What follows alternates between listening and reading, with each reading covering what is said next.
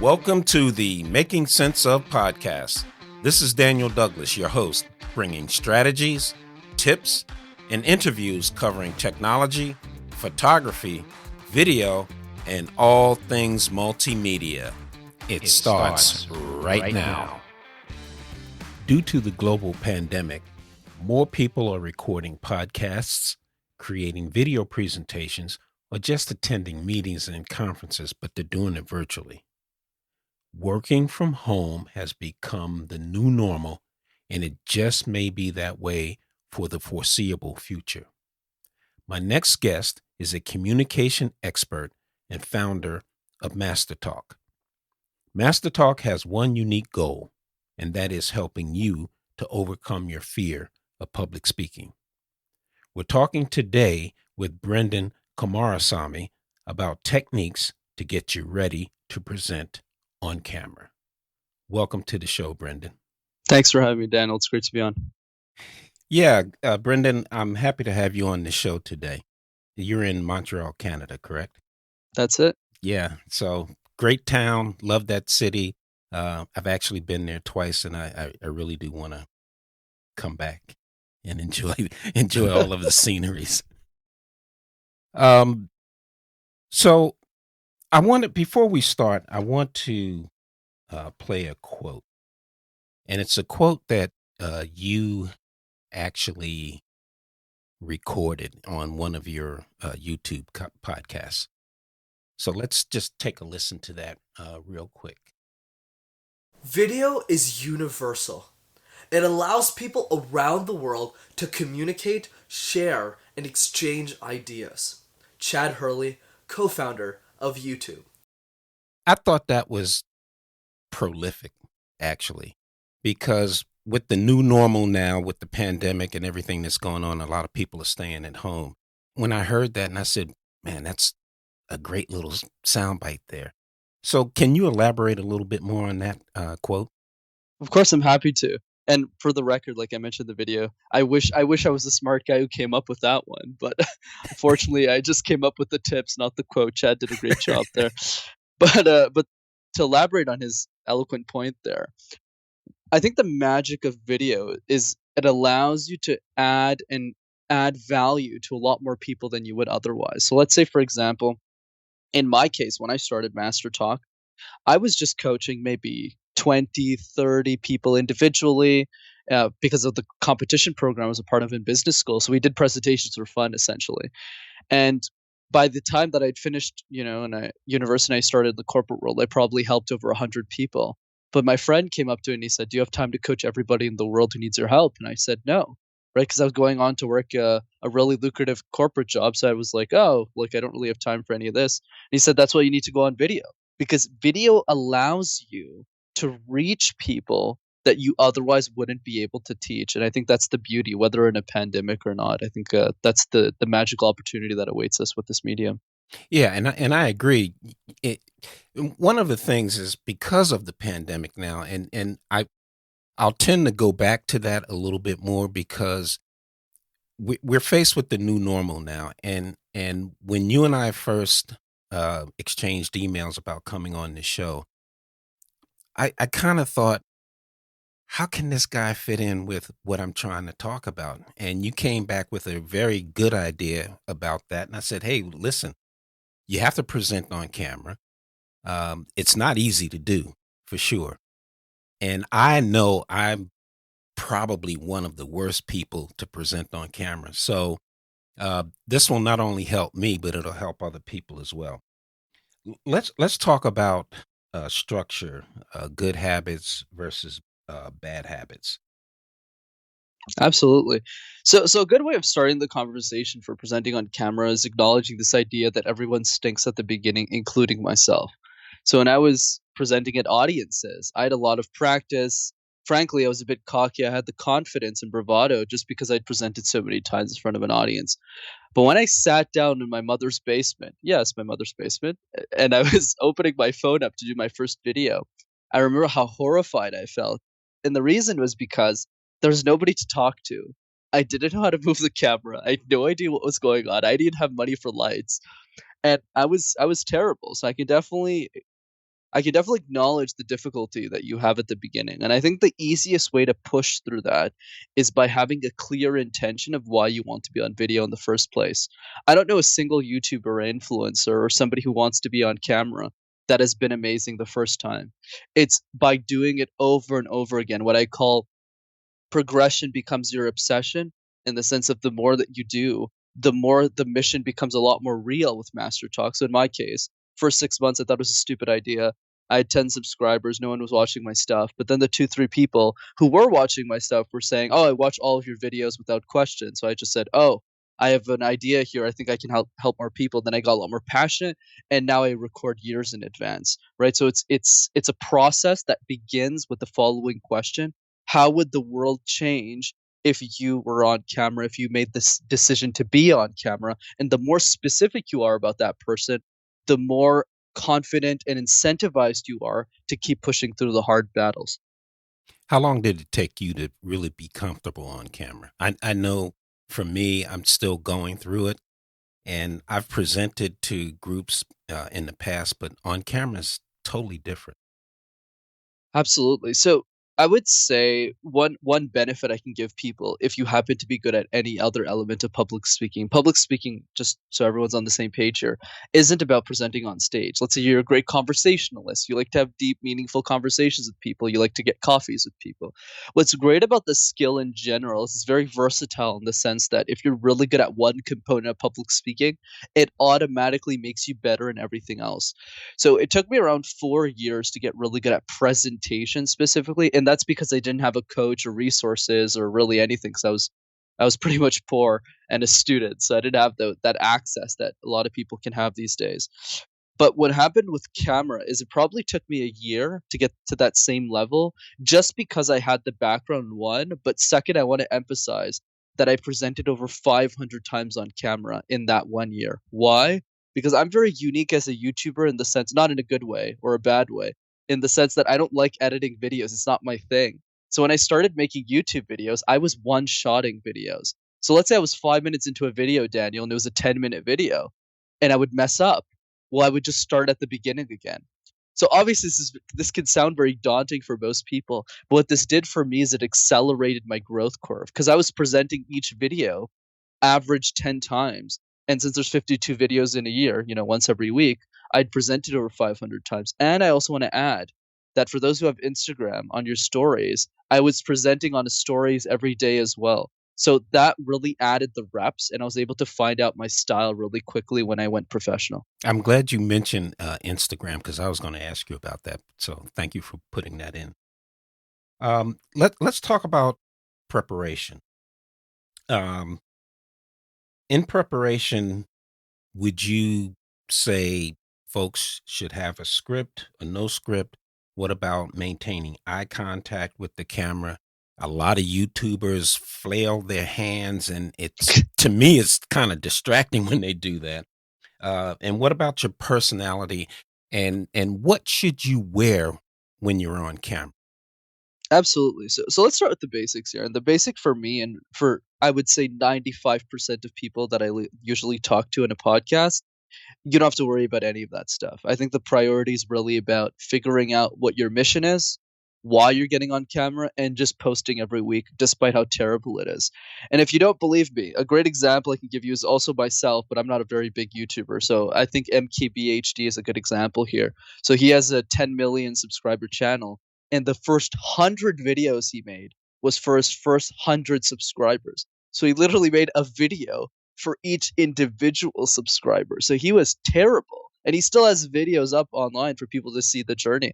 And obviously now he has like a $50,000 setup, but it was a decade-long journey. So I think for most of us listening, it's not about the tactics, it's about the religion. Why am I doing this? What am I trying to achieve? What outcomes am I trying to get on camera? And then go on camera. Now let's talk about tactics for the people who are already creating. So what happened with me, Daniel, was when I started, what I realized fairly quickly is there's a big difference between in-person presentations and video content. And the big difference there has nothing to do with really the information you're sharing, but the interaction you have with your audience. So let's say you're giving an in-person presentation and you're confusing, let's say 10% of the time. Well, you can ask me a question, say, "Hey, Brandon, this slide right here, I don't really get what you're trying to achieve here. Can you just re-elaborate?" I would be happy to, because we have that interaction. You're right in front of me, so I can answer your question. But on video, because it's scalable, since you don't exchange your time for teaching people, and people can watch the same video hundreds of thousands of times, literally, you need to make sure that you're so crystal clear on camera that no objections come up, because they can't ask you directly. Sure, they can if you have like 10 subscribers, but if you go up to like 10, even just a couple thousand, it's really hard for you to go through all of the clarification. So that's why I highly recommend people, especially those who are creating educational content, to really script out your videos word for word. You don't have to use a teleprompter or anything, but you just want to see how your thoughts are structured so that it's much more easier for you to present on camera, and it's a lot more efficient too, especially if you're working with a video, like a creative director or something like that. And then, of course, there's other tips like, you want to make sure your eyes are on the lens at all time, or else you don't seem credible as a speaker. You seem like you're looking all over the place. And then, of course, there's other things like the way that you develop your own unique personality is not something you worry about in the first 6 months, but it's something you learn over time. So it's a lot like public speaking, where you copy a lot of different speakers, you take a little bit from everyone, and then over time you realize your style. So like you take someone like me. I'm someone who's super energetic. I'm extroverted. I like bringing the life into this extremely boring and mundane subject of communication, because I want teenagers to get excited. I want people, and that's just my style. I like being in people's faces, and like Gary Vee, right? Some people like that, some people don't. But then you have the other side of the spectrum. People are way more successful than me, who are extreme introverts. And some examples that come to mind are Roberto Blake, who's a very well-known YouTuber. He has probably, I think he has 400K subscribers. He is probably the most introverted guy I've ever seen in a YouTube video, but he makes it work, right? I've seen some of his videos now that you mentioned it, and he's almost hypnotic when you're watching his videos. Right. I'd even go as far just as encouragement to people. He's boring. Like, he really is. But I think the key to Roberto, that I think the lesson we can take away from him, is not that he's a bad creator, but rather the goal should not be being energetic on camera, but being comfortable on camera that works for you. But it's his content. I mean, going back to Roberto, his content his content is good. And Absolutely. he doesn't flail around with the hands on camera like some guys and and women on YouTubes that I watch, but his content is just on point. So when you say scripting, I guess this is a question. Should you anticipate questions that folks would ask? That's a great question, which is more meta if you think about a question of a question. But the idea is simple here. The way I think about this is it's definitely important to think about the questions that people can ask, but you don't want to stress yourself too much with this. I think a good way of looking at it is you want to just answer probably the top 3 questions you think you would get by impersonating that person, that individual that you're trying to help. So let's say, for example, when I make a video on the fear of public speaking, I answer those objections up front in the video as well, right? So for instance, I play that person's shoes. I see that they're nervous. I see that they're afraid. And I mention that in the video. Look, I know it's not something that's easy for people. So that would I think the way we want to steer this conversation, Daniel, is not necessarily directly answering questions that people might have, but role playing and putting ourselves in the shoes of the outcomes that you want from the video and that your audience wants from the video. And as long as those outcomes are met, if people ask you questions after, that's more of a not it's not a hit against your video, but rather ideas for future ones. That's kind of the way I look at it. Amazing. Absolutely amazing. Now, I want to move on to the next topic. And this is a topic that's near and dear to me. And you'll hear it in this podcast. We're talking about controlling filler words. And I have a humongous problem with one filler word, in particular, you know. And I had to train my brain, and I'm still working on it, to stop doing that. Now, it's easy to go in, especially on a podcast or even video, because I do like editing videos, to get that stuff out, but that's time consuming. So I've watched some of your videos about controlling those filler words, but if you can just speak on that for a minute, and I just did it again. Can you just speak on that for a minute? Of course. It's funny you mentioned that, Daniel. For some reason, whenever I'm on a podcast, people are very self-conscious, especially the host. I go, don't worry, it's all a journey. We're all trying to learn. So don't worry about it. It's all good. So the idea with ums and ahs and filler words like and like and all that stuff is I don't want people to get bogged down by this either. Like the way that I see it, that I didn't say in my videos that I'll say on the show, is the goal is not to remove all of them, but reduce them so significantly that they don't matter. So that once they get reduced so significantly, at some point it just becomes zero. Like someone like me who's been doing this for many years. So in that line of thought, the way I want us to start the conversation is by figuring out what the best way of removing those filler words are. And the best way, and most speech coaches agree, is to replace them all with pauses and silences. But let me add a layer to that thought. The way that you do this is by mastering silences first. So we need to understand that this is a tool in our toolbox, but if we use the screwdriver for the wrong thing, it won't work. Right. So one area of focus that I want to challenge people on is what I call the endless gaze exercise. What you want to do, since we're all at home now, is with a friend or a partner, you want to look at them in the eyes for 20 seconds longer than you would normally. So what this does for most people, and not for the best speakers in the world, but I would say for 99% of people out there, is it makes them feel a very, very high level of discomfort. Like, for example, I'll get examples. So one of the IT executives I coach, and I told him to do this. He's like, well, Brendan, I never looked at my wife for that long in the eyes. And I was like, well, you got to start learning, pal. Right. So what happens is not only does it help you with your life, because women especially appreciate that, but also in the sense of you help others feel seen, and you also get very comfortable in this idea of not speaking for for a long period of time. And one secret that I tell people is that the difference between the best speakers in the world and the ones who are average is that the best speakers in the world can pause forever.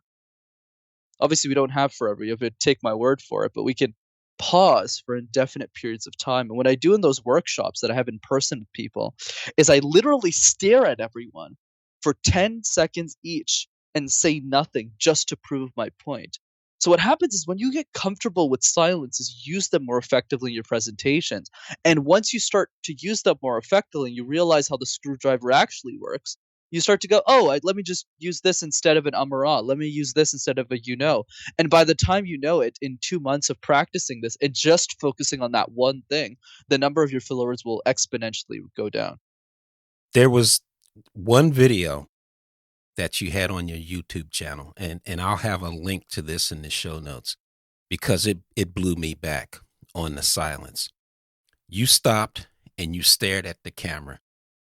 You said nothing, and it freaked me out. It really freaked me out.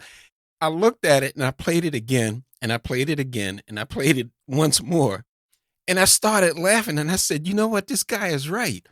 I felt so doggone uncomfortable with him staring at me, and he's just on camera, So if anyone thinks that he's kidding, click on the link in the show notes and look at that video.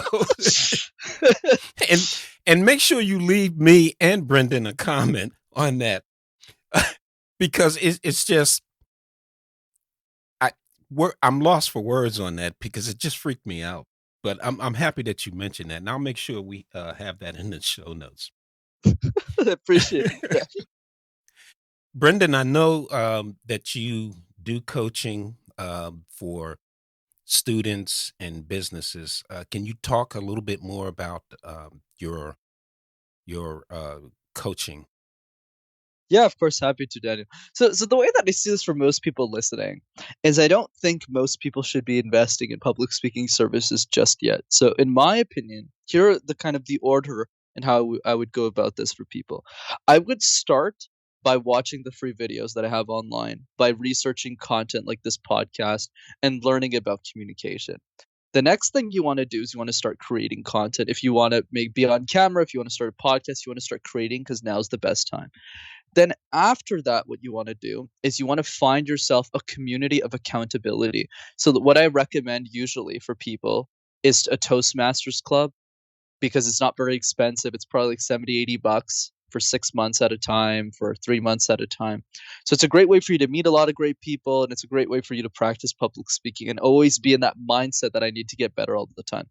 And then as you take on that journey in Toastmasters and you realize that you have a really big impact that you want to make in the world, that you have a really important message to share, only in that context. So that's why a lot of my students end up being, CEOs of companies, or people who are leading movements, or executives of companies, because they have a very strong reason why they need a master public speaking, or podcast hosts too, who have really big followings. So they would hire someone like me to come in and help them with their speech. So if you're in that type of category and you're looking for that extra help, then feel free to message me on Instagram at Master Your Talk. But feel free to also message me if you just have any questions. I'm always open and happy to take any insults, complaints, comments, questions. I'm always open for anything. Sounds good. Do you practice in the United States? Yes, I do. So a lot of my speaking engagements are in the US, and I have a lot of clients there as well. Great. So, Brendan, I know you're pressed for time. I really do appreciate you coming on the show.